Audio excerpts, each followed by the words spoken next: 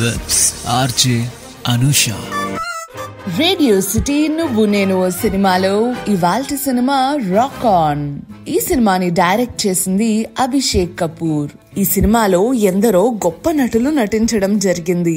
Farhan Akhtar, Arjun Rampal, Shahana Goswami, Prachi Desai, Purab Kohli, Luke కెనీ, డేజీ ఇంగల్ వంటి వారు ఎందరో. 29th August 2008 రిలీజ్ అయిన ఈ సినిమా ప్రేక్షకుల మనసు దోచుకుంది అనడంలో సందేహమే లేదు. ఈ సినిమాకి మ్యూజిక్ అందించింది శంకర్ ఎహ్సాన్ లోయ్. ఒక్కొక్క పాట ఒక్కొక్క అద్భుతమనే చెప్పాలి.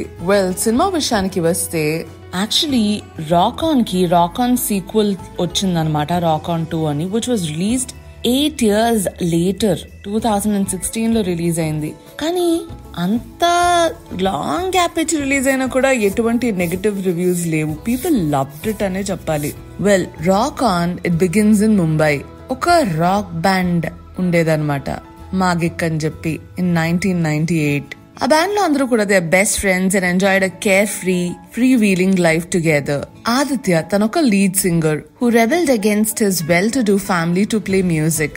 జోసెఫ్ జో తనొక lead guitarist who feels the necessity to prove his worth as a musician. Keyboardist అయినటువంటి Rob Nancy and drummer Kedar aka KD or killer, literally తన్ని కిల్లర్ డ్రామర్ అనేవారు. Compromise the reminder of the band. ఒక channel వాళ్ళు competition ని announce చేస్తారు.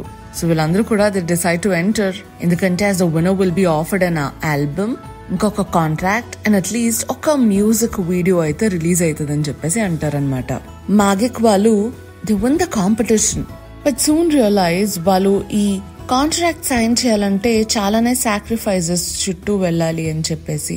And specially జో అయితే చాలా స్లైటెడ్ గా ఫీల్ అవుతాడు when a song he wrote for his girlfriend Debbie, which was the only slow track on the entire album. It is executed from the track list to make space for a remix song.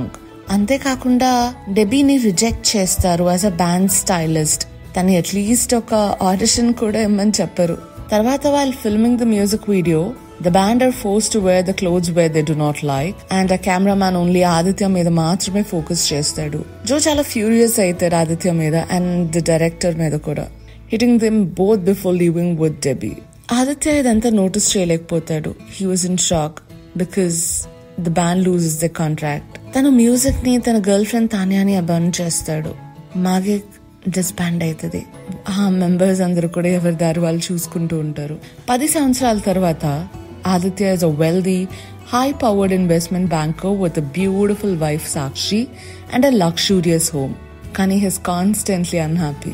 Hoping to relieve his habitual snarl mood, Sakshi decides to gift him a gold chain wristwatch for his birthday. Tana wala friend Devikani jewelry shop lo kalustadi, which by chance is owned by Katie's father. Ekkadaithe Katie kuda akkade pan chestu untaru, albeit enthusiastically. He overhears Sakshi talking about Aditya and introduces himself. And idantha Sakshi Adityaku చెప్పినప్పుడు Aditya is like, నాకు కేడీ అంటే ఎవరో తెలియదే అన్నట్టు చెప్తారు. ఆ తర్వాత soon Aditya was on a business trip. Sakshi finds a box containing old photos and videos of Magik. She takes them to show Katie and asks him to come to a birthday party, and she's planning for Aditya. And మిగతా band అందరినీ కూడా invite చేస్తుంది. ఆ తర్వాత అసలు reaction ఏమై ఉంటది మనోడిది? Like you know shock అవుతాడా, కోప్పడతాడా, ఏమై ఉంటది? ఇదంతా తెలుసుకోవాలంటే మనం సినిమాని చూడాల్సిందే. అదబ్బా నువ్వు నేను సినిమాలో ఇవాల్టి సినిమా రాక్ ఆన్.